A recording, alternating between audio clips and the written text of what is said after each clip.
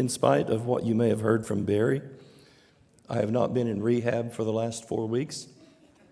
And I thought that's really convincing as I bring my home brew into class tonight. I feel better than I sound. We got in, Lord willing, Friday night. And it's still just pinch yourself to be flying 37 to 39,000 feet at nearly 600 miles an hour. That's just kind of hard to imagine. And coming back last time, we had 141 mile an hour tailwind. You talk about hooking it. I mean, we were at it. So I got some drainage and some stuff, but I feel good. But I might be a little hoarse, and if I start coughing a little bit, then we'll stop and do that. One of the blessings of being gone is that we got a new photocopier that I didn't know about until everyone had left. So I went home and printed this, and Kristen came and printed. I can't tell you, 10 years ago or so, I was at Eastside, and this was the only message that I got. When you get home, your key will no longer work at the front door of the church building. That's all it was said. Can you imagine being halfway around the world, and you get a message from your local church, and all it says is, your key will no longer work at the front door of the church building? You know, I'm pretty calm and don't get too excited, but I sent a text back. I said, I need a little bit of clarification, Greg. What does that mean, my key will no longer work at the front door of the church building?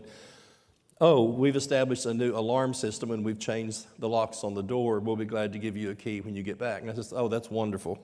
That's really good. So when I got in and the new photocopier's there, I thought, well, a new photocopier is a whole lot better than being locked out of the church building when you get back. So we got outlines on the back if you want to get one for there. We're going to be looking at Psalm 90. And I appreciate the guys who filled in and helped. Lovely variety. And I was pretty sure that our son would do Psalm 73. There are just so many, well, let me say it this way. A lot of us know more verses from hymns than we know literally verbatim, word by word verses in the Bible. And you know what I'm talking about, not even just hymns.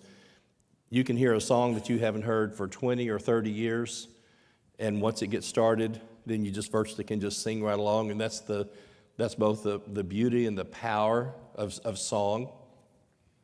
I didn't write this down, but if you look for the word, the first time song or singing is used in the Bible, I want you just to reflect a little bit and think, where is the first time that a record is given of God's people singing?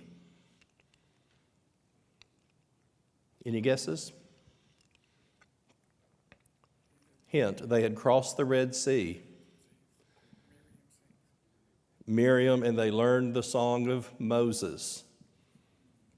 Guess what one of the last songs that God's people are singing? The song of Moses and the Lamb. Isn't that interesting? There's a parenthesis of God's people singing at the physical deliverance at the Red Sea. And then there is the joy of learning the new song of the spiritual deliverance when God's people get home, and we will learn the song of Moses and the Lamb. Our central idea, and again, Moses is mentioned here. John Willis points out that the brevity of man's life is much shorter than Moses was.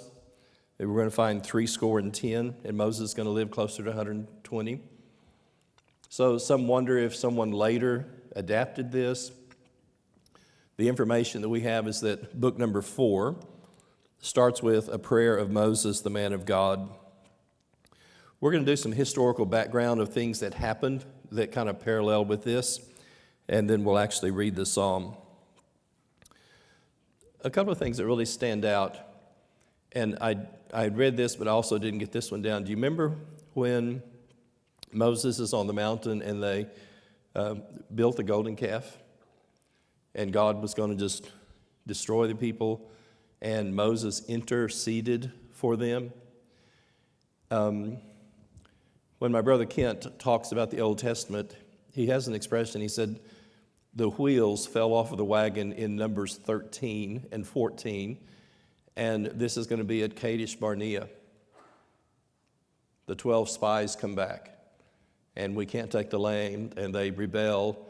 And again, and this just kind of boggles the mind. Here are thousands of people, and when you look at the number of men, some estimate this could be 2 to 4 million people with all the women and children. And God just says, step back, I'm just going to destroy them all, and we'll just start all over with you. And you think, oh, God, you've been doing this for 500 years. And I always think man's frailty is no hindrance to God's plan.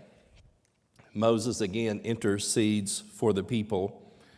When you come to Numbers 20, Miriam, Moses' sister, dies, and I hear the word Kadesh Barnea from a later reading, but Kadesh is the word we're going to look at. What had happened to Miriam?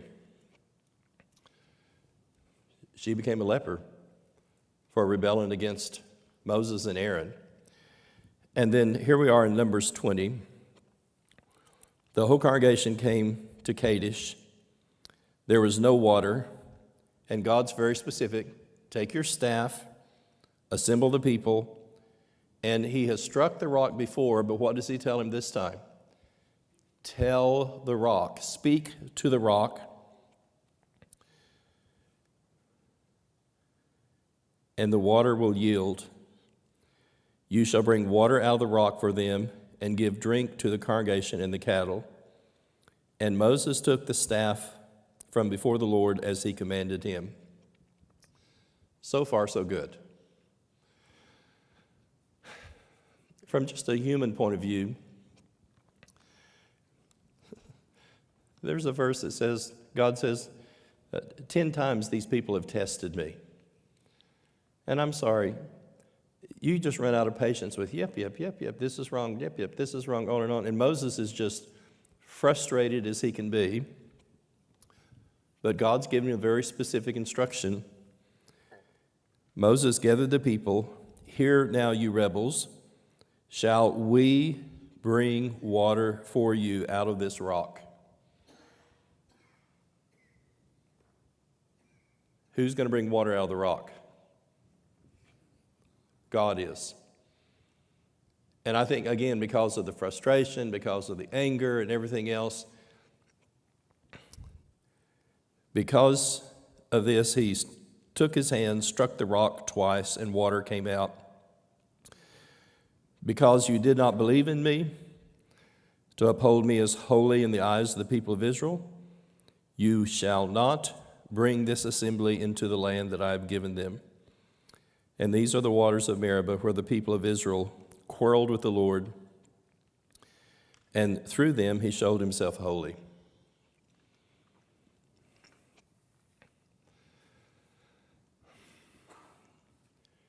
If you have talked to very many religious people, there's a common thread, and it's said in different ways. But how often have you heard something to the effect, God really doesn't care how we get there as long as we're going the same direction? Les, how many times have you heard that? Just over and over and again, we can do this and we can do that, and God really doesn't care as long as we're going in the same direction.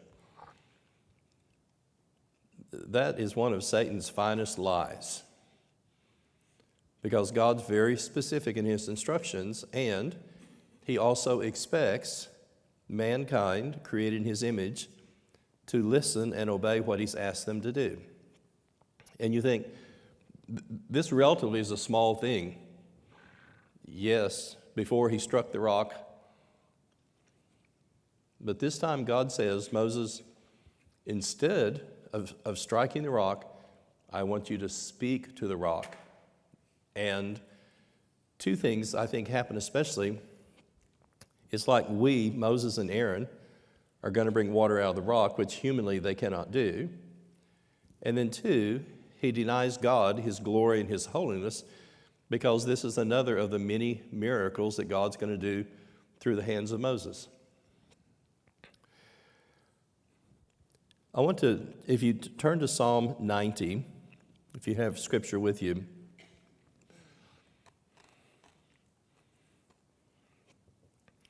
we have mentioned that this is a book of five, well, let's say it this way, Psalms is a book of 5 books. And we've noticed the first one is 38 of the 41 Psalms are written by David. The second book, as you head into Psalm 43 and 44, are written by the sons of Korah. I think they're the editors of that. And then when you come to 73, that Luke talked to us about, you begin book number 3, and that's the family of Asaph. And when you come to the 4th book, this is the one reference to Moses in the heading, but 6 of the 7 times that Moses is mentioned by name, it's going to be in the 4th book. So I want us to read this in terms of just some historical perspective about both Moses and the writing of this. Psalms 90 is attributed to Moses, and again, our date is approximately 1500.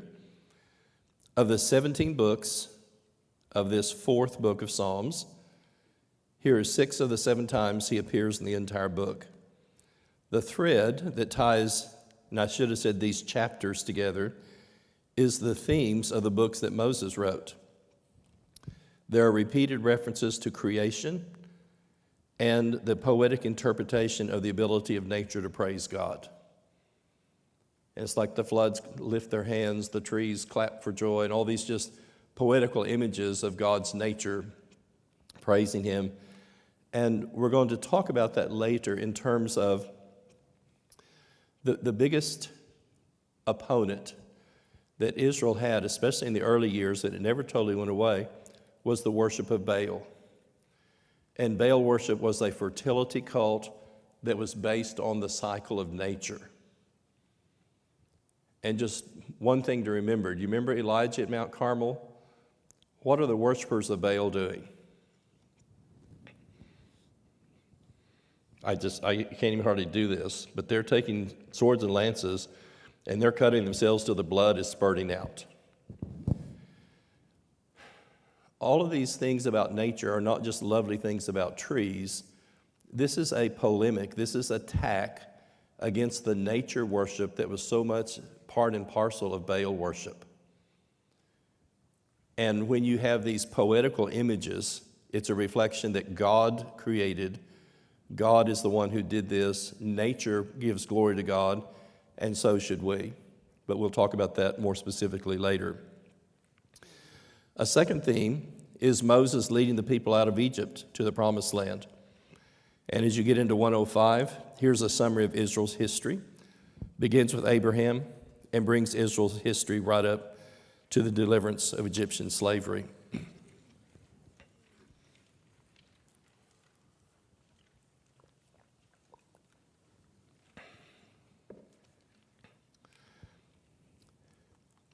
One possibility, and I just thought this was interesting. Do you remember there's 3 major feasts in the year? The first one's going to be Passover, and it will be during what we do during our time of Easter. 50 days later will be Pentecost. And then in early October, they would gather for the Feast of Tabernacles or Booths. And they would build shelters, and there was lights in the temple, and they would worship God. But they would also specifically remember God's people lived in tents as they were into the wilderness after they left Egypt. So one of the main themes of tabernacles or booths is to remember God delivered us, and we lived in those tents in the wilderness, so that's why they built these shelters. Many people haven't done this, but I've been to some large Boy Scout jamborees. Anyone been to a Boy Scout jamboree? Campfires, tents, people doing crafts. We had a Boy Scout leader who made to die for peach cobbler in a Dutch oven. We would do coals and stuff and wrap up everything from chicken to small parts of pigs and vegetables, and it was just being outside. And when you walk around a Boy Scout jamboree, there's just all these smells and flavors and everything. Well, this is what God's people did during the Feast of Tabernacles, but the focus was going to be, and remember, God brought us out of Egypt. So, about 3 lines down, this 8-day festival, it celebrated the end of the harvest season, and every 7th year, the reading of the law that God gave through Moses. Every year was a time to recall that God brought his people out. So in Book 4, there are 17 psalms. 2 of these could be read each day with a psalm either to begin or close the festival. And several of the psalms relate to specific events in the book of Exodus. So when you read Psalm 25, parallel with Exodus 17, Psalm 19 with Exodus 24, Psalm 103 with Exodus 34. And there is a thread of all 17 psalms, a sequence of readings from Exodus. It's not unreasonable to think that Book 4 as a collection for use at the tabernacles, or was at least something, and he just called it the Exodus collection. So I'd just encourage you just to look at that, and you can start in the book of Exodus and go through the events that are there. And many of the events then are recalled in poetical form. And if you remember, a wonderful description from Walter Kaiser. The books of history tell us what God's people did, which includes the historical events and the law. The books of poetry tell us how they felt. And so here are poetical reflections about the historical events that took place. But here's another thing that's very important in Psalm 90. It's several others, but especially here. Referring to that Boy Scout pup tent that has a pole and 2 ropes, the tension of the 2 ropes in a contrasting order is what holds the tent up. And one of our Old Testament teachers said, every major heresy is the overemphasis of one Christian doctrine to the neglect of another one. And you think about this in quick samples. Some people only want to talk about God's love. A few people only want to talk about God's judgment. And the truth is, you have to have both of those in equal tension. You see what I'm trying to say? Other example, and this is where we're at here, some people only want to have God's mercy and then God's wrath because of man's sin. And both of those need to be held in equal tension for the tent to hold. God's grace and God's punishment of sin. This is something important to notice. Many people want to overlook, and in fact may be shocked, that the reality of God's wrath is spoken of 48 times in the Old Testament. In the Bible, correction. And when I talk to people about this, the first statement was, well, that's probably just in the Old Testament. 20 times in the New Testament, there's references to God's anger, wrath, or vengeance. Now, go back to the tent for a second. If you only focus on that, you've missed the point. But if you only focus on God's love and God's mercy, you've also missed the point. And this is not because God is an angry, vengeful God. It's the righteous response of a holy and just God to the sinful rebellion of those he created in his image. Because God is God and God is holy, his wrath is against the sinfulness, not just because he's capricious and he's just angry by nature. 2 samples of the 20. 1 Thessalonians 1 and 10. And again, these are brand new Christians. We are to wait for his Son from heaven, whom he raised from the dead. And listen carefully, Paul says to new Christians, Jesus who delivers us from the wrath to come. 1 Thessalonians 5 and 9. God has not destined us for wrath, but to obtain salvation through our Lord Jesus Christ. I just shudder when I read the things. It is a fearful thing to fall into the hands of what, Les?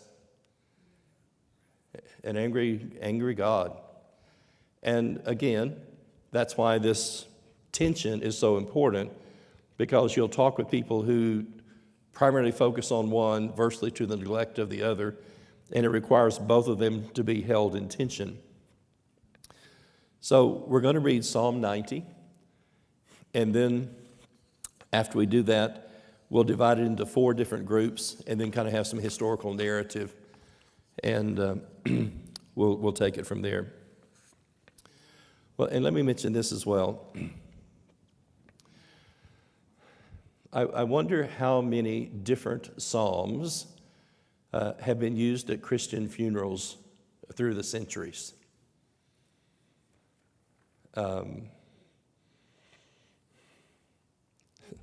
This was kind of crazy.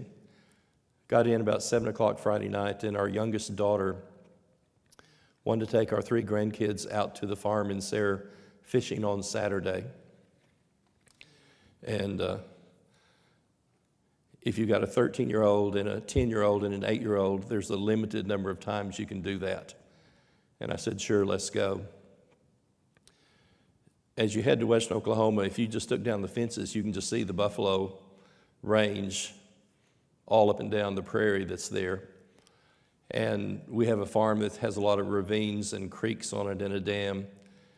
And many, many times when I'm there, I wonder how many people have died, lived and died and camped through the centuries in these creeks and in these hills that are there. And the same way, I just wonder how many people like myself have used Psalm 90, especially during the funeral of an older, godly person. And I haven't always talked about the wrath of God. I've mentioned it. But we're going to hear some prayers. We're going to have some petitions. We're going to have some requests. And it's amazing through the years, and I just call it an interview when a family says, will you do a funeral? Then love to talk with the family. And nearly always, some comment, some conversation will come up during the funeral, and you'll think, oh, that's like, and here'll be a verse, or here'll be a chapter, or here'll be something in God's Word. And the family actually writes the funeral from comments that they made. And this is one of my favorite funerals for older, godly people. And you can kind of see some thoughts that are there as we read through this. Lord, I'm sounding more like an older person the longer we go, aren't I? Lord, you have been our dwelling place in all generations. Before the mountains are brought forth, or ever you formed the earth and the world, from everlasting to everlasting you are God. You return man to dust and say, return, O children of man. And how often have you heard this verse? For 1,000 years in your sight are but as yesterday when it is past, or as a watch in the night. You sweep them away as a flood. They are like a dream. Like grass is renewed in the morning. In the morning it flourishes and is renewed, and in the evening it fades and withers. We are brought to an end by your anger, and by your wrath we are dismayed. And here's why.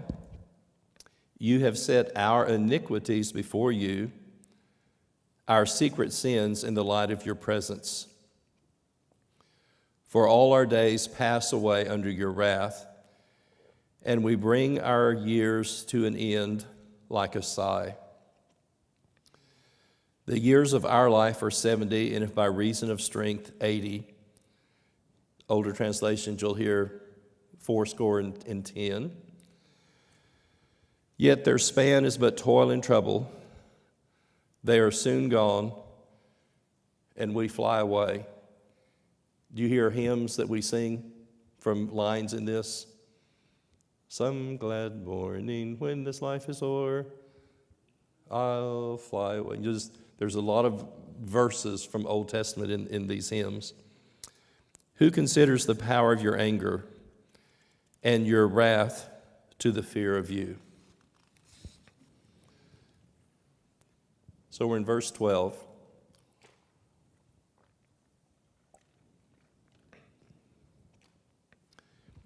Teach us to number our days so that we may get a heart of wisdom. Return, O Lord, how long? Have pity on your servants. Satisfy us in the morning with your steadfast love, that we may rejoice and be glad all of our days. Make us glad for as many days as you have afflicted us, and for as many years as we have seen evil. Let your work be shown to your servants, and your glorious power to their children. Let the favor of the Lord our God be upon us, and establish the work of our hands upon us. Yes, establish the work of our hands. And you can just see why there's just several nuggets that just are so appropriate at the funeral of an older godly saint. I thought this was an interesting quote. Only Isaiah 40, and just want to mention this. There's times that it'd be good for all of us to read Job 40 through the end of Job. Let me rephrase that, Job 38 through the end of Job. And there's times that I read, especially Isaiah 40 through Isaiah 53. There are no more majestic verses about God and his nature and who he is in creation in all the Bible. But this writer just said, only Isaiah 40 can match the expression of God's majesty and eternity in Psalm 90. John Willis, in his book on Psalms, had these 4 headings from Psalm 91. God is eternal. Let me just, if you've been in class with me, I've done this before, but I have probably taught out of the book of John and Psalms more than any other books. And I estimate through the years, I've taught through the book of John over 60 times. And even when I read, the Word became flesh and dwelt among us, I literally just pinch the back of my hand and raise some skin and just think, oh, he was spirit, he was eternal. Through him, all things were created, and he became flesh. And it's just virtually beyond total comprehension how he emptied himself to become a servant, and taking the form of a servant, he became obedient unto death, even death on a cross. But here, God is eternal, and you stop and think, God's never been hungry, God's never been thirsty, God's never been sleepy, God's never had a cold or a raspy voice, and yet the Word has become flesh.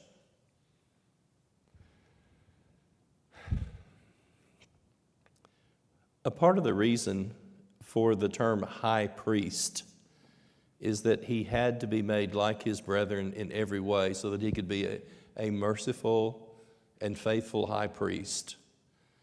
And this is not a put down to God, but Jesus as our intercessor, he always lives to intercede for us, is able to interpret, explain, what else do we want to have for the word intercede, the human side of dealing with temptation, the human side of being tired, and the human side of growing older. Yet, God the Father is eternal, and the psalm starts that the eternal God is our dwelling place and a place of refuge. Again, your grandkids wouldn't understand this, so we can do this fairly quickly. How many of you remember Khrushchev taking his shoe off beating the podium, what did he say? We're going to bury you. And boy, the Cold War was on. And I don't remember if I'm 6 or 8 years old and we've gone to Elk City, and the whole film that we watched, you want to talk about putting the fear of the Lord into you. You know, there's nuclear explosions and all this other stuff, and Khrushchev banging his shoe. Okay, give me a break. I'm maybe 6 or 8 years old, but I'm thinking, where am I going to go if there's an atomic bomb? And there at New Liberty, on the other side of our family pond, just up the hill, were these two huge, huge boulders that had come together, and I was small enough to crawl under those boulders.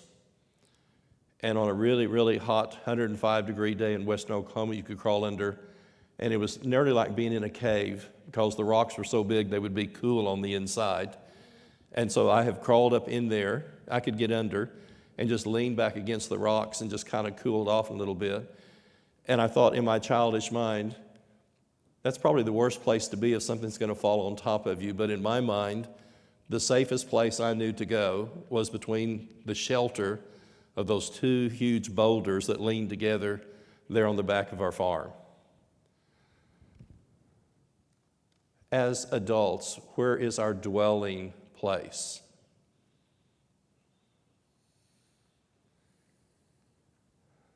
One of my dear friends was involved in selling his mom and dad's house, who'd lived in the same house for 60 years.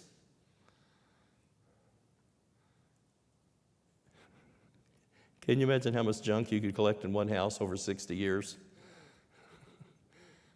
We had military friends that said 3 moves are worth a fire.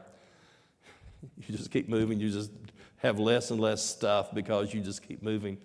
But just imagine living in the same house for 60 years and being 93 and 91 and packing up to leave. But while we are here, everything we do in this life we will sometimes do for the last time. We lived in our house in Midwest City for 30 years. We loved our house. Long sloping roof. There were 3, the equivalent of door-sized windows on the south, and so in the wintertime we could have 6 inches of snow, and if the sun came out it'd be 70 degrees in the house with no heater because it was like a passive solar house. We loved our house. But at some point you're going to move out. I think David Roper's dad, David H., had moved 95 times in 91 years. It just makes me tired thinking about it. They lived in Melbourne for 10. But stop and think. God is our dwelling place and a place of refuge. The comfort of being, and look at us as a breath or a shadow, is that our dwelling is with the eternal God. The Creator should be is, from everlasting to everlasting. He was before and will be after all of creation. Do you see what I'm saying? The potential of a psalm for an older, godly, faithful Christian. God is our dwelling place. The brevity of human life, and this is expressed in different passages, but notice, mankind is from the dust and will return to the dust. And let me just say this here. If we didn't know about God and eternity, getting older would just be absolutely depressing. We moved from Australia in December of 1990, and just sometime shortly before we left, and they weren't old, but an older couple lived in a really, really nice part of town, had a wonderful income, and they were agnostic or atheist, and they just decided, we're going to call it quits while we're still ahead and before we get old and decrepit. And they sealed the garage, rolled down the windows, and left the car running, and were both found dead in the garage. They just left a note and said, we choose not to grow older. Well, if you don't believe in God and the life to come, you can see why some people would come to that conclusion. But then, and this is why, again, the early part of Genesis is a polemic, an argument against polytheism and the many gods, because the gods are in the world. God is always outside. He is the creator. And everything is spoken into existence, but notice the metaphor. He forms man from the dust of the ground. Everything else is spoken into existence. And yet we are this contradiction of that which is extremely fragile and that which will return to the dust. And then we are the temporary dwelling place of the image and the Spirit of God within. Isn't that an amazing contradiction? And yet, as the outer man decays, Paul says what? The inner man can be renewed day by day. 1,000 years is as a day, or a watch in the night to the Eternal One.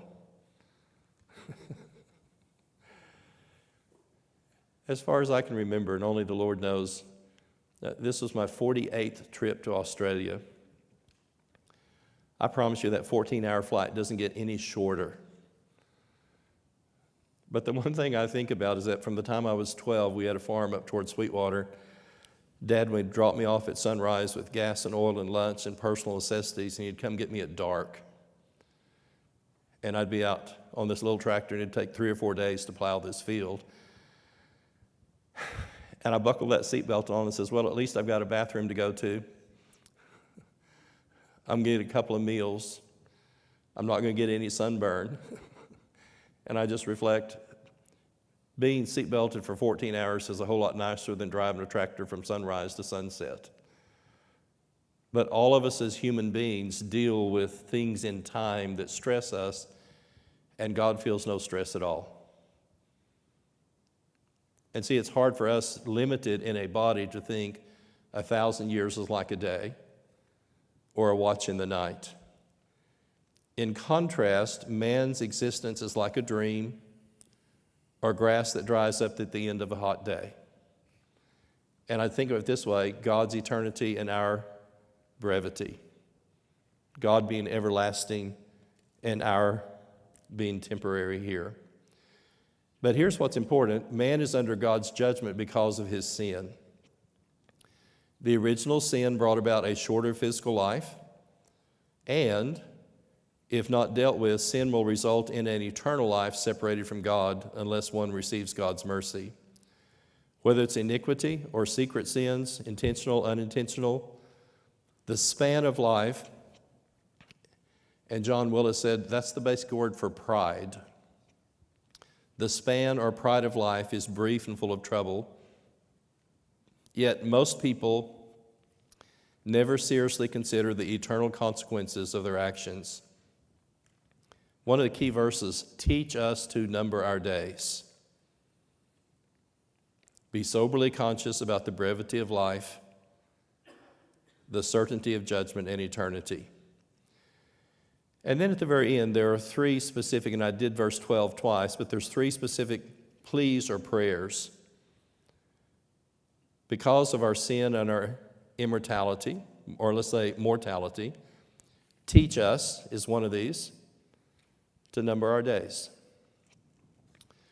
A part of the scheduling for the trip this time is that the first weekend in November, we have our 50th reunion for the 1974 graduating class at Oklahoma Christian.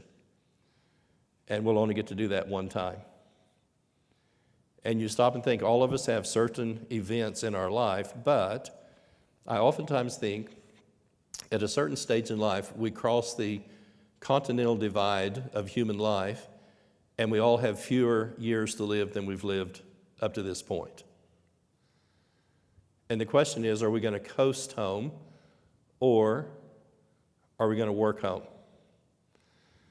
And one of my friends, who's just a little bit younger than I, one of his constant prayer is, God, help me to wear out rather than rusting out. How many old pieces of farm equipment have you seen on some old farms that are just rusting out and waiting for somebody to come and restore them and do all this other stuff? And he constantly prays, Lord, please help me to wear out rather than rusting out. A part of teach us to number our days. And I always think there is a potential with God to do things at the end that we've never been able to do up to that point. Wisdom consists in knowing and fearing God. And I listed these. If you notice, everything but the Song of Solomon in the books of poetry have a theme of the fear of the Lord. Job 28:28, Psalm 111:10, Proverbs 1:7, 9:10, Ecclesiastes, the end of the whole matter has been heard. Fear God. So there's a thread of fearing God that runs all the way through the books of poetry except the Song of Solomon. Satisfy us in the morning with your steadfast love. We may rejoice and be glad all of our days. And with all of us, death interrupts the work of our hands. And may God's favor on us result in his continual prospering the work we've begun in our brief sojourn on this earth. Let the favor of the Lord our God be upon us and establish the work of our hands upon us. And you think, for we who are temporary, praying that God who is eternal will continue in some form or another the work of our hands. So here were some thoughts about Moses, and just think about his life. He's born in the hut of a slave woman. He grew up in the gold and glitter of Pharaoh's palace. He hears the voice of God at the burning bush. God worked 10 miracles through him for the greatest act of national deliverance ever known to mankind. Moses parted the Red Sea with his rod. He was given the 10 commandments on Mount Sinai. He interceded for the people at the golden calf. And one of my favorites is, he beheld the glory of God at the cleft of the rock. He interceded again for the people at Kadesh, and yet, he was not able to physically enter the promised land after leading God's people in the wilderness for 40 years. And some people say, that's not fair.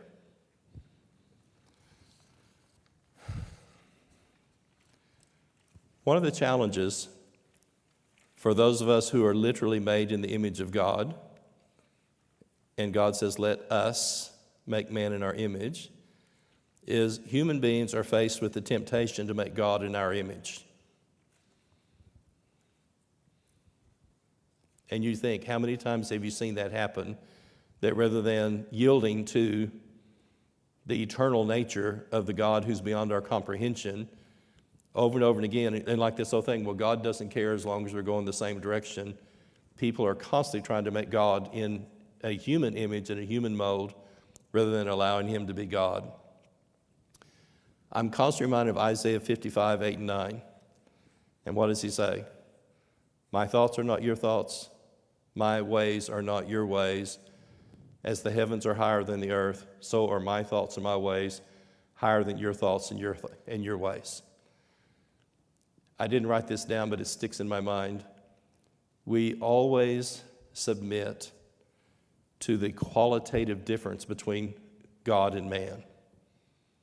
And that's where the thing with the respect and honor and glory of God is so important. A quote, Psalms 90 is a measured reflection on the frailty of the nature of man in contrast with the eternal nature of God. Man's brief and short-lived life would be totally depressing apart from its knowledge of the eternal nature of God. Moses describes the reality of the limited and troubled course of life of human beings, framed by the confident confession of faith in God at the beginning and petitions for his divine intervention at the end. The psalm reaches for the eternity of God in the midst of mankind's passing life in faith in God's grace, which frames the psalm. God is sovereign as well as our shelter. It's not hard to see why Moses, the man of God, should not be the first one who prayed this prayer.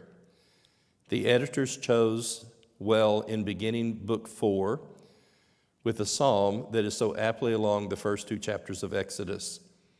It would be, and perhaps was, a fit and solemn introduction to the Feast of Tabernacles. Isaac Watts, O God, our help in ages past, our hope for years to come, our shelter from the stormy blast, and our eternal home, and our eternal home, our dwelling place. While we are temporarily here, our true dwelling place is in and with the presence of God. How does his life end? Exodus 34.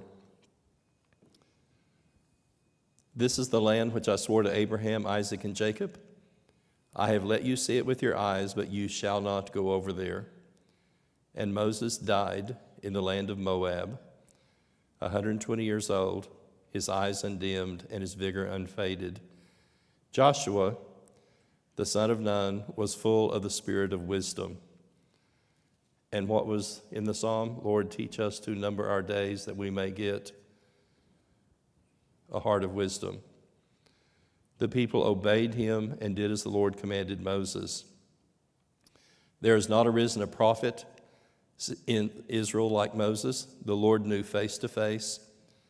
None like him for all the signs and wonders that the Lord sent him to do in the land of Egypt to Pharaoh, his servants in his land, for all of the mighty power and the great deeds of terror that Moses did in the sight of Israel. And for our friends that we're all going to the same place but different directions, how many fighting age men left Egypt? And this is kind of haunting, but notice. They listed the people by their fathers' houses. There were 603, 550 fighting age men, and we're probably 20 up to 40s, so think how many hundreds are younger than 20, or thousands, and how many thousands are older. The fighting age men who crossed the Red Sea are 603,550. Less, how many of those entered the Promised Land? 2.